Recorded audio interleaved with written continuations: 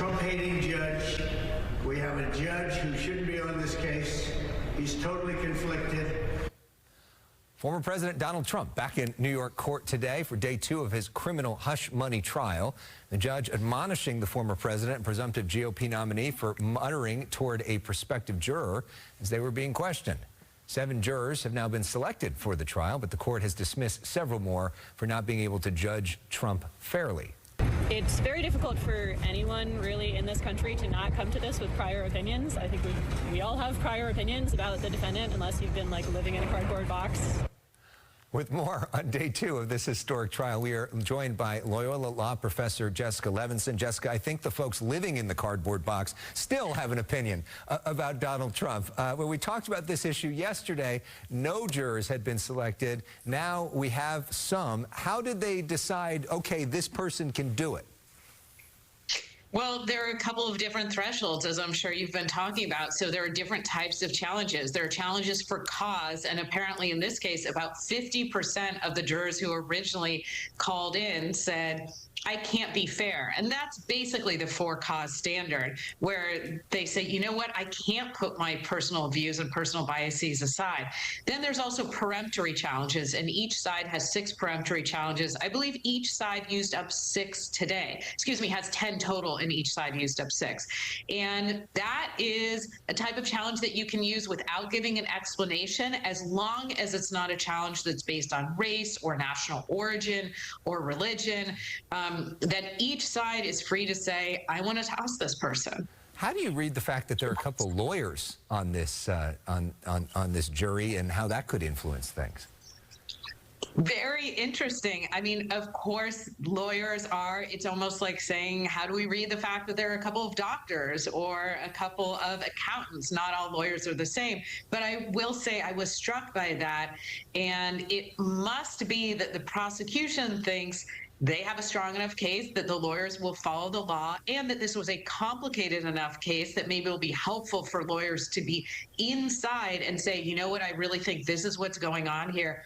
For the defense, they might think that lawyers are particularly open to hearing both sides of a story, to questioning a particular narrative, in this case, the one that's presented by the prosecution. So clearly both sides were comfortable with these 2 particular lawyers. But yeah, it struck me as well.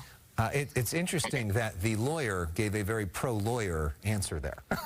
So there you go. Sorry about that. Yeah. The judge is considering sanctions related to the violations of a potential gag order. How do you see all that, and does all that make sense? So, well, I mean, the judge is presiding over a case that is obviously a historic case, and the judge wants to keep the train on the tracks. And part of that means that you are sure that this trial can proceed, and that it can proceed fairly and not under threat of violence. And I think when it comes to the gag order, the judge really just needs to make a determination as to whether or not it's been violated. For the former president, I mean, the truth is, I think it's a political win each time that gag order is violated, because he has said outside of court, this violates my First Amendment rights. It doesn't. He has said they're gagging me. I can't say a word about the case. He can, of course.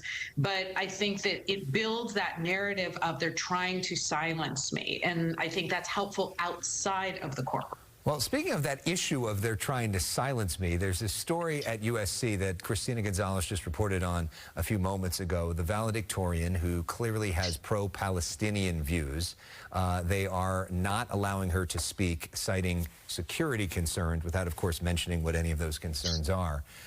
What do you make of this from a First Amendment perspective, and also just sort of from a legal precedent perspective, too? So, well, I think it's the same lens, in the sense that the question is whether or not there's any First Amendment interest in being able to give a valedictory address. And I think the answer is no. The question really here is, are there security concerns, or is USC saying we don't want to hear from a particular person or from a particular person based on a particular viewpoint? And that's when, based on not just First Amendment law, but California state law that really says that campuses have to abide by the First Amendment, even if it's USC and it's a private school, that's where you run into some questions here. You know, in terms of precedent, I don't know what to say other than I hope we're not in this situation next year when there are other graduations, because I know that it's very difficult all around. I mean, are you suggesting that USC might be able to be, or might be sued here? So I think what USC has said is that they're not making a content-based or viewpoint-based decision. What they're saying is we're making a decision based on security. And Alex, you and I have talked about this. As you know, they can make a decision that is content neutral and that says something like, look, we have an obligation to make sure that the people who come to graduation are safe. And I don't know that if there were a suit, I don't know that it would be successful. Again, just to be able to give the speech in and of itself, that you don't have a First Amendment right to that.